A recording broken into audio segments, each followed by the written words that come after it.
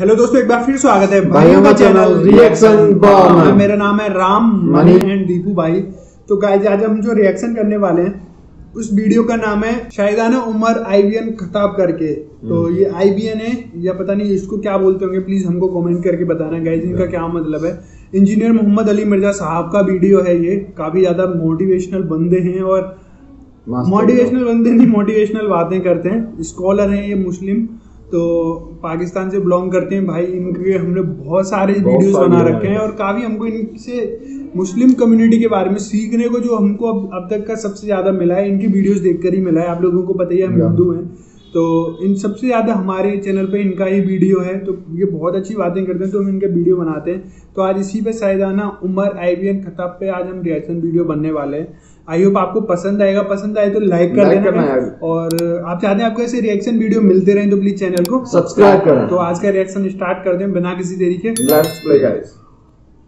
मुस्लिम शरीफ में आगे अल्फाज हैं कि सैयदना अबू हुरैरा कहते हैं कि हजरत उमर फारूक रज़ियल्लाहु तआला अन्हु मुझसे कहा करते थे कि मुझे अपनी जिंदगी में कभी भी नबी अलैहिस्सलाम की तरफ से इमारत का शौक पैदा नहीं हुआ। वो कहते थे मेरी एक जिंदगी में जो इमारत वाला मामला है मैं इससे दूर ही भागता हूँ। आपको पता है ना, हजरत अबू बकर का भी जब ये मशवरा शुरू किया तो हजरत उमर ने सबसे पहले कहा कि जी मुझे तो हम माफी रखें, बाकियों में से कोई मशवरा कर ले, मैं जो भी मुसलमान राजी हो जाएंगे। हजरत अबू बकर ने भी सबसे मशवरा किया, हजरत उमर से नहीं किया। और सबसे मशवरा क्या किया कि इसको कर दूं, तो सबने कहा ठीक है।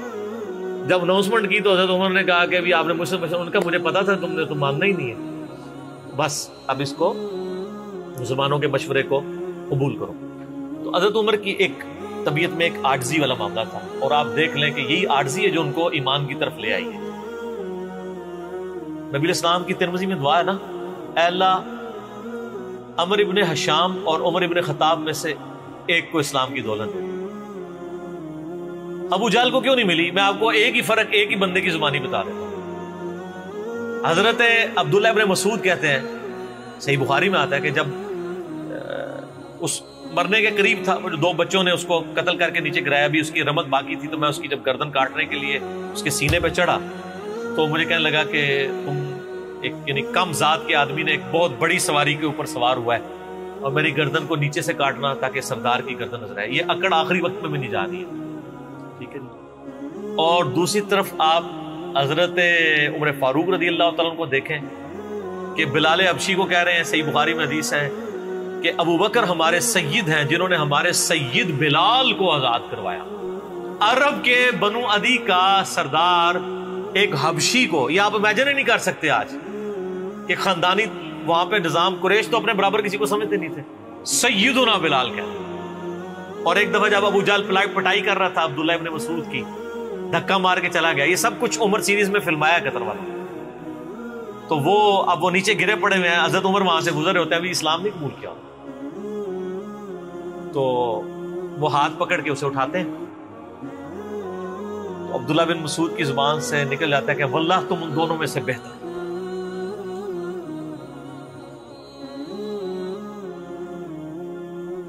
तो यानी जो नबी अलैहिस्सलाम ने दो मांगे हैं ना, उनमें से तुम बेहतर, यानी आजिज़ी है, यानी है काफरों की पार्टी में और मेरे साथ भी उसमें सलूक कर रहे थे और वही हुआ, अल्लाह ताला ने उनको कबूल कर लिया।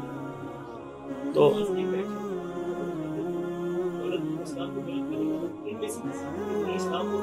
हाँ, ये भी ये दो अलग हदीस है, दो अलग तिरमिज़ी में दोनों रवायत है।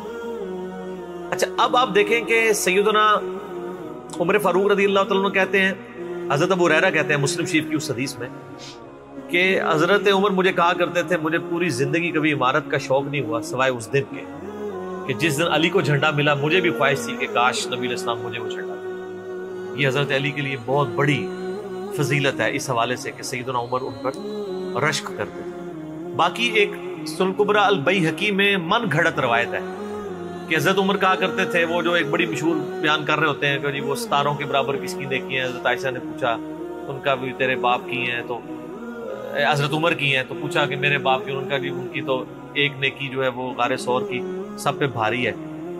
इस हदीस को शेख अलबानी ने, शेख ज़ुबैर ज़ई साहब ने, दोनों ने लिखा है ये मौदू हदीस है, वज़ा की गई हदीस है, लेकिन ये हमारे मुसलमानों के बच्चे बच्चे को याद है। जाली हदीस है, ज़ईफ नहीं सर, घड़ी हुई हदीस है। اور جو مسلم شریف کی حدیث تھی وہ ہم نے آگے ایکسپلور کیا کہ حضرت عمر کہتے تھے مجھے علی پر رشک کہ مجھے وہ جھنڈا نہیں ملا اور علی کو ملا.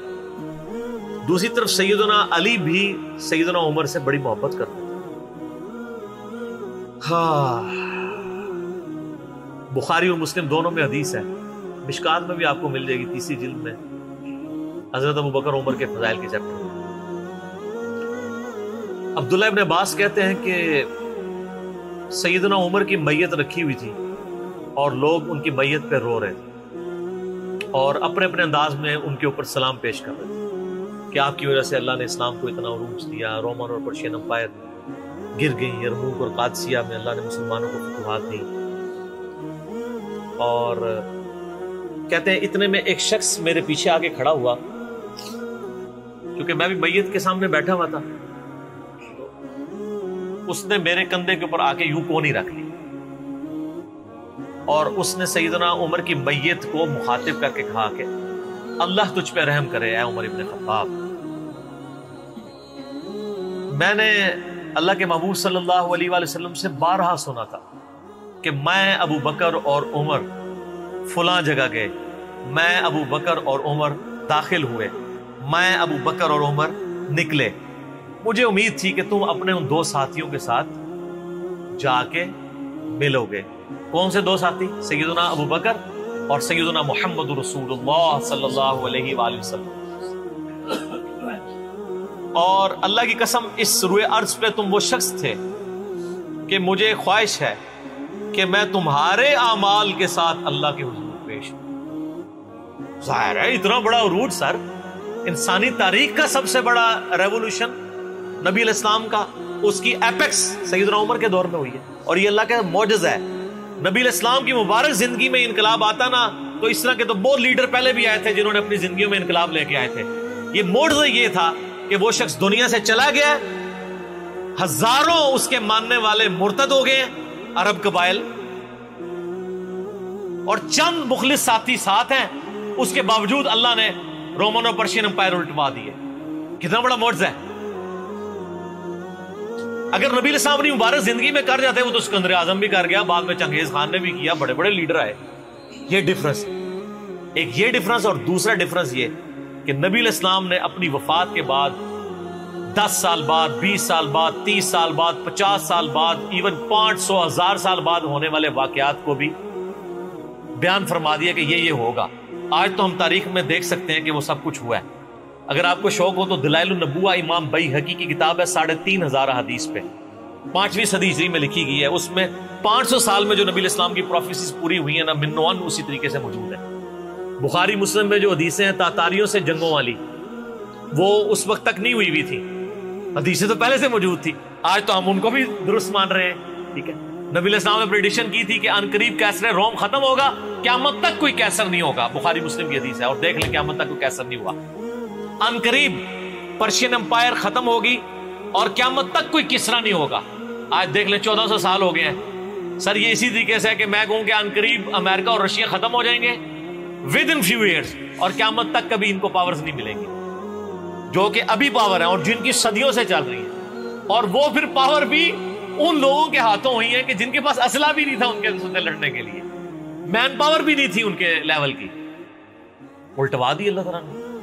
تو سیدنا علی نے کہا کہ یعنی ابن عباس کہتے ہیں کہ حضرت عمر فاروق رضی اللہ تعالیٰ عنہ کی میت پہ یعنی یہ کلام وہ جو شخص میرے یعنی کندھے پہ کونی رکھ کے کر رہا تھا نا, تو میں نے جب اس کو مڑ کے دیکھا تو وہ علی بن ابی طالب تھے جو سیدنا عمر کے بارے میں یہ کلمات کہتے تھے. تو یعنی ان لوگوں کی للہ یہ تھی کہ وہ تعریف کیا کرتے تھے, کوئی آر محسوس نہیں کیا کرتے. اور آپ دیکھیں سیدنا عمر کی بھی کتنی محبت تھی سیدنا علی سے کہ جب کبھی بھی فارن ٹور پہ جاتے تھے اپنی جگہ حضرت علی کو خلیفہ بنا کے جاتے تھے. کیونکہ نبی علیہ السلام جب تبوک پہ گئے تھے تو سیدنا علی کو چھوڑ کے گئے تھے. بخاری مسلم میں آتا ہے حضرت علی رو پڑے, پہلا اور آخری موقع تھا کہ جنگ میں نہیں گئے تھے. فرمایا تم اس پہ راضی نہیں ہو, تمہاری میرے ساتھ وہی نسبت ہے جو ہارون کی موسیٰ کے ساتھ, مگر میرے بعد کوئی نبی نہیں. تو حضرت عمر اس سنت پہ عمل کرتے تھے. جب بھی وہ جاتے تھے, جب بیت المقدس فتح ہوا چابیوں کے لیے انہوں نے بلایا, سیدنا علی کو اپنی جگہ چھوڑ کے گئے, اس سنت پہ عمل کیا کرتے. اور یہ بات شیعہ کے ہاں بھی ملتی. میری ایک شیعہ عالم کے ساتھ ایک دفعہ بحث ہوئی 2011-12 کی بات. وہ مجھے کہنے لگے کہ حضرت عمر جو ہے نا حضرت علی کو خلیفہ بنانے میں مخلص نہیں تھے، اسی لیے انہوں نے 6 رکنی کمیٹی بنائی. ان کو چاہیے تھا ڈائریکٹ حضرت عمر حضرت علی کو نامزد کرتے. تو میں نے کہا اس کے پیچھے ریزن کیا ہے، وہ تو حضرت عمر نے خود بتائی ہے، بخاری مسلم دونوں میں حدیث ہے. ابن عمر کہتے ہیں جب حضرت عمر کو زخم لگا اور اب ہمیں یقین ہو گیا کہ وہ جانور نہیں ہوں گے، کھاتے تھے تو انتڑیاں کٹ چکی تھی، یہیں سے وہ سب کچھ نکل جاتا تھا. تو ہم نے عرض کیا کہ اپنا خلیفہ کسی کو نامزد کر دیں. تو انہوں نے کہا اگر میں اپنا خلیفہ کسی کو نامزد کرتا ہوں تو میں اس کی سنت پہ عمل کرتا ہوں جو مجھ سے بہتر ہے، ابو بکر، اور اگر میں نہیں کرتا تو میں اس کی سنت پہ عمل کروں گا جو ان سے بھی بہتر ہے، یعنی رسول اللہ صلی اللہ علیہ وسلم. ابن عمر کہتے ہیں جب میں نے حضرت عمر کی یہ بات سنی نا تو مجھے سمجھ آ گئی کہ اب حضرت عمر کسی کو نہیں بنائیں گے، کیونکہ وہ ہمیشہ ہر معاملے میں نبی الاسلام کی سنت کو پرائورٹی دیتے تھے. اور وہی ہوا کہ انہوں نے کہا کہ میں 6 رکنی کمیٹی بنا رہا ہوں. بخاری کے اور مسلم کے الفاظ ہیں کہ میں اپنے بعد اس امر خلافت میں ان 6 بندوں سے زیادہ کسی کو اہل نہیں سمجھتا جن سے رسول اللہ صلی اللہ علیہ وآلہ وسلم اپنی وفات تک راضی رہے. اور فرمایا علی، عثمان، طلحہ، زبیر، عبد الرحمن بن عوف، سعد بن ابی وقاص. اچھا یہ کون ہے؟ عشرہ مبشرہ ہیں.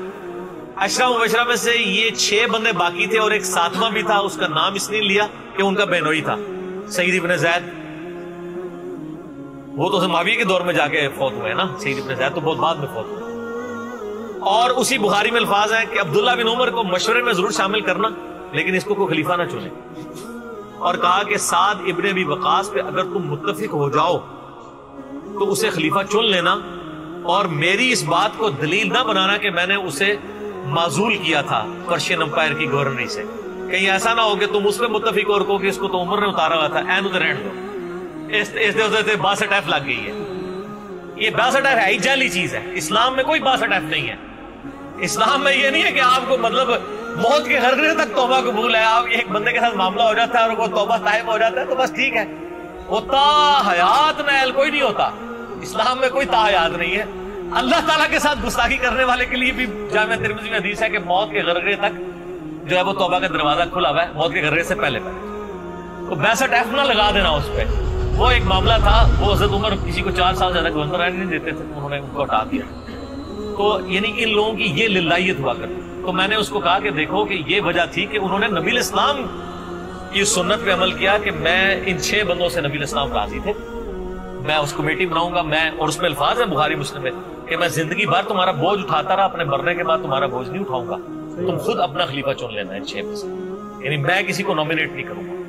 دوسرا میں نے اس شیعہ عالم سے یہ بات کی کہ حضرت عمر اتنے بڑے رسک کے اوپر تھے کہ جس نے پوری دنیا کو الٹ دیا ہے، اور وہ چند بندے لے کے رومن اور پرشین امپائر کا وزٹ کر رہا ہے. کوئی بھی قافلہ ان پہ حملہ کر کے ان کو شہید کر سکتا ہے، اور اگر خدا نہ خواستہ اس دوران وہ شہید ہو جاتے تو حضرت علی آٹومیٹکلی خلیفہ ہوتے کیونکہ ان کو چھوڑ کے گئے ہوئے تھے. یہ ان کا اخلاص تھا. پھر سیدنا عمر نے حضرت علی کو چیف جسٹس لگایا ہوا تھا حجاز کا. چیف جسٹس آج کل نہیں سنبھالا جا رہا، اور اس زمانے میں جب اسلام کا دور دورہ ہو، عدل کا نظام ہو، اور تینوں جو زہد کے امام تھے نا حضرت عمر نے ان کو چیف جسٹس لگایا تھا. رومن امپائر گری، اصحاب صفہ میں سے ابو درداء کو لگایا، سب سے غریب ترین صحابی، یہ ان کا کرائٹیریا تھا. ابو سفیان، بڑے بڑے لوگ جو اینڈ پہ مسلمان ہوئے، یہ لائنیں بنا کے کھڑے رہتے تھے. حضرت عمر ان کو نہیں ملتے تھے جب تک باقیوں سے فارغ نہ ہو جائیں. وہ کہتے تھے ہم سردار، ان کا نہیں، تم اسلام میں بعد میں آئے ہو. اور وہ مہاجرین کے وظیفے اور اصحاب بدر کے وظیفے انہوں نے باقیوں سے ڈبل لگائے ہوئے تھے کہ انہوں نے برے وقت میں اسلام کا ساتھ. اور پرشین امپائر گری، عبداللہ ابن مسعود، زہد ترین صحابی، زہد کے امام، ان کو وہاں پہ چیف جسٹس لگایا. اور حجاز کے اندر سیدنا علی کو لگایا. اور اس سے بھی بڑھ کے سیدنا علی بن ابی طالب کی ایک بیٹی ہے ام کلثوم، سیدہ فاطمہ سے ان کا رشتہ مانگا سیدنا عمر کہ میرا اہل بیت رسول کے ساتھ رشتہ بنا. صحیح بخاری میں بھی اس کا ذکر اشارتاً موجود ہے ام کلثوم کا. شیعہ اور سنی دونوں کے ہاں ان کی کتابیں تو مانتی ہیں، بابے نہ مانے تو علیحدہ بات ہے. کتابوں میں موجود ہے کہ سیدنا عمر فاروق کی بیوی تھی ام کلثوم، اور سلام اللہ علیہا، اس کی وجہ سے یعنی انہوں نے ایک فخر محسوس کیا کہ میرا اہل بیت کے ساتھ ایک رشتہ داری والا معاملہ ہوتا ہے. تو سیدنا عمر اس طرح کے معاملات کے اندر اہل بیت کے ساتھ بہت حسن سلوک والا معاملہ کیا کرتے. اگرچہ ان کی طبیعت میں سختی ضرور تھی، لیکن جو دین کے معاملے میں تھی وہ ساری سختی اپنی ذات کے معاملے میں نہیں ہوتی. صحیح مسلم میں ایک حدیث ہے، اسی پہ میں کنکلوڈ کرتا ہوں کہ سیدنا عمر نے ایک خواب دیکھا کہ مجھے ایک مرغے نے خواب میں ٹھونگے ماری. انہوں نے پھر اگلے دن خطبہ دیا. انہوں نے کہا کہ میں نے خواب میں دیکھا ہے کہ اس طرح مجھے ایک مرغ نے چونچے ماری ہیں خواب کے اندر. میں نے اس کی تعبیر یہ کی ہے کہ عنقریب مجھے قتل کر دیا، اور اگر بائی چانس اچانک میں مار دیا جاؤں، یہ تو کسی کو نہیں پتا تھا کہ وہ ایک تقریباً 3-4 دن تک زخمی حالت میں ہوش میں رہیں گے. اچانک بھی تو مار سکتے تھے اگر گردن اتر جاتی. اگر میں اچانک مار دیا جاؤں تو تم اس امر خلافت کو ان 6 بندوں سے باہر نہ جانے دینا. صحیح مسلم میں ان 6 بندوں کے نام نہیں ہیں، لیکن بخاری میں وہ نام بھی ہیں: سیدنا علی، عثمان، طلحہ، زبیر، عبد الرحمن بن عوف اور سعد بن ابی وقاص. اور انہوں نے کنسنسس کے ساتھ بھی بعد میں سیدنا علی اور عثمان ہی بچ گئے تھے. ان میں ٹائی پڑ گئی تھی تو الٹیمیٹلی پھر حضرت عثمان کو چن لیا گیا. تو اگر میں اچانک مار دیا جاؤں تو ان 6 بندوں سے باہر کسی کو خلیفہ نہ چننا. اور مجھے پتا ہے کہ جب تم ان 6 بندوں میں سے کسی کو خلیفہ چنو گے تو کچھ لوگ تمہاری مخالفت کریں گے، اور یہ وہی لوگ ہیں جن کو میں نے اسلام کی خاطر اپنے ہاتھوں سے مارا ہوا ہے. یعنی وہ لوگ جو بالکل اینڈ پہ مسلمان ہوئے ہیں، جن سے ہم نے غزوہ بدر، خندق، احد لڑی ہوئی ہے.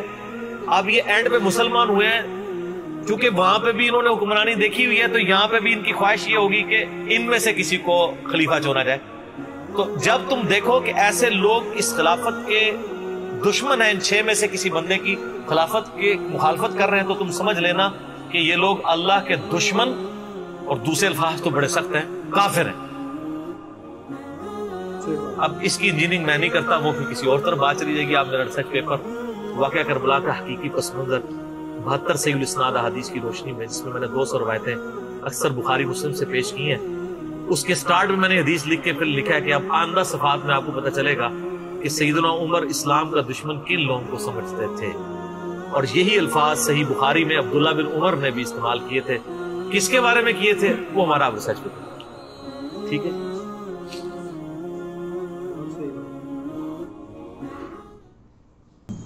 تو بھائی یہ ویڈیو تھا سیدنا عمر ایون خطاب کے بارے میں. تو کافی زیادہ موٹیویشنل تھا. مطلب انہوں نے اس کے بارے میں بتایا تھا کہ یہ چیزیں ہوئی تھیں جنگ کے دوران، یدھ کے دوران.